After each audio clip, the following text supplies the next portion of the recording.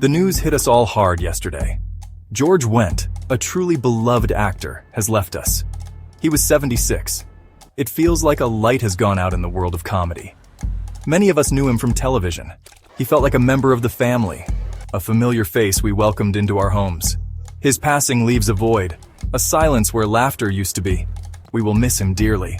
For millions, George Wendt was Norm Peterson, the guy on the end of the bar act. He was more than just a character. He was an institution, a pop culture icon. Norm was the friend everyone wished they had, always ready with a quip, always happy to see you. George embodied that role perfectly. He made it legendary. It's hard to think of without him. The outpouring of love has been immense. Fans, friends, and colleagues are sharing memories. They are remembering his warmth and his incredible talent. It shows just how many lives he touched. George Robert Wendt III was born in Chicago, October 17, 1948. That city's spirit seemed to run in his veins. He grew up on the South Side. His family wasn't in show business. His father worked in real estate. His mother was a homemaker. Young George probably didn't dream of Hollywood then. He was just a kid from Chicago, a city known for its straightforward, no-nonsense people. That quality would later shine through in his acting. He went to Rockhurst College in Kansas City, Missouri. He studied economics. Not exactly the path to a sitcom barstool. He even got kicked out for bad grades. He admitted he wasn't the best student. Life has a funny way of guiding you. Perhaps that early detour was necessary. It set him on a different course. A course that would lead him to acting. And eventually, to us. He found his true calling a bit later. The acting bug bit him in Chicago. He discovered the Second City comedy troupe. This was a legendary training ground. Think John Belushi, Bill Murray, Gilda Radner.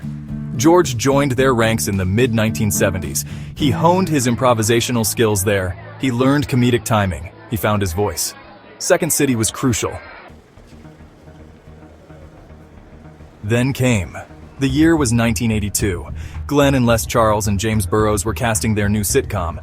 They needed a Norm Peterson, a bar regular, a man of the people. George Wendt auditioned. He was perfect. He had that everyman quality. He had that natural comedic timing. They knew they found their Norm. It was one of those perfect casting moments, the kind that makes television history. He just fit. The moment Norm walked into Cheers, history was made. Norm! The entire bar would shout his name. It became one of TV's most iconic greetings. Everyone knew it. Everyone loved it. It was a simple thing, but it represented so much. Acceptance, belonging, friendship. George delivered his entrance and his lines with understated brilliance. He never forced the comedy, he just was Norm, and that was enough. Norm Peterson was a man of simple pleasures. Beer, friendship, a good joke. He was an accountant, often between jobs. His unseen wife, Vera, was a running gag. We heard her voice but never saw her face. Norm's life wasn't always easy, but he always had a smile. He always had a witty comeback. He was the philosopher of the bar stool, offering pearls of wisdom usually about beer. Norm was more than just punchlines and beer. He was the heart of the bar in many ways. He was fiercely loyal to his friends. He was always there for them, offering a listening ear or a sarcastic comment if that's what they needed. Beneath the jokes, there was a real warmth, a genuine kindness. George Wendt brought that humanity to the role. He made Norm a fully rounded character, not just a caricature. He also showed Norm's vulnerabilities, his struggles with finding steady work, his complicated, often humorous relationship with Vera. These things made him real. They made him someone audiences could connect with. We laughed with Norm, but we also felt for him. He wasn't a superhero. He was just a guy trying to get by, like most of us. That relatability was key to his enduring appeal. He was one of us. George Wendt's performance was a masterclass in subtlety. He didn't need big, flashy moments. A raised eyebrow, a perfectly timed pause, a dryly delivered line. That's all it took. He could get a huge laugh with the smallest gesture. He understood the character inside and out. He knew Norm's rhythms. He knew his heart. It was a performance built on truth. And that's why it resonated so deeply. Section 5. Beyond the Bar, Wendt's versatile career. Playing an iconic character like Norm Peterson can be a double-edged sword. Everyone knows you, everyone loves you as that character. But it can also lead to typecasting. George Wendt was aware of this. He embraced Norm. But he also sought out other roles that showed his range.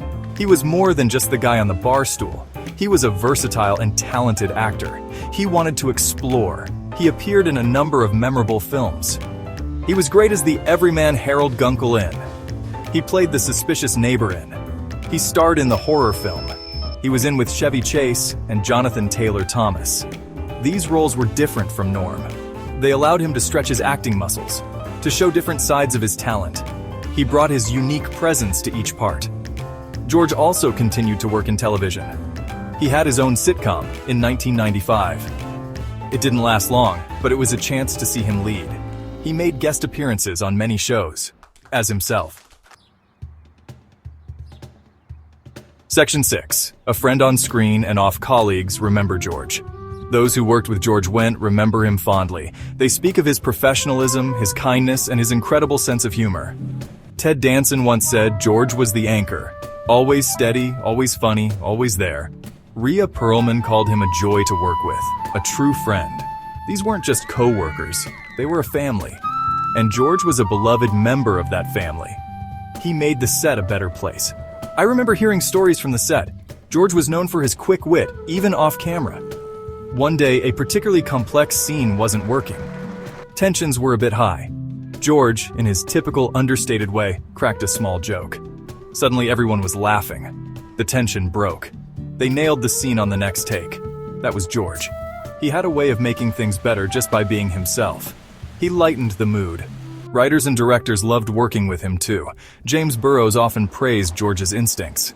He knew where the joke was. He knew how to land it. Section 7. The laughter echoes Wendt's impact on comedy. Norm Peterson became an archetype, the lovable bar regular, the guy everyone knows. You've seen versions of him in other sitcoms, other shows. But Norm was the original. He set the standard. George Wendt created a character so vivid, so real, that he influenced comedy for years to come. That kind of impact is rare.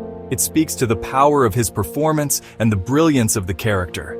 Wendt's comedic style was a key part of his appeal. It was understated, dry, intelligent. He wasn't a physical comedian. He didn't rely on pratfalls or silly faces. His humor came from his wit, his timing, the knowing glint in his eye. It was a more subtle form of comedy, but it was incredibly effective. He could make you laugh out loud with just a few words or even a perfectly timed silence. That was his genius. The enduring popularity of is a testament to its quality. And Norm Peterson is a huge reason why people still love that show. It's still funny, it's still relevant, it's still comforting. George's performance as Norm is timeless. It doesn't feel dated. It feels as fresh and funny today as it did in the 1980s. Section 8. A legacy poured to perfection, how we'll remember him. For millions, George Wendt will always be Norm. The guy whose name everyone shouted. The guy with the perfect one-liner. The guy who made us feel welcome. That character is etched in television history and in our hearts. Norm was a friend, a comfort, a source of endless amusement. That alone is a remarkable legacy. To create a character so beloved, so universally recognized, it's an incredible achievement. But we should also remember George Wendt, the actor, the versatile performer, the man who brought so much more than just Norm to our screens. His work in film, his other television roles, his stage performances.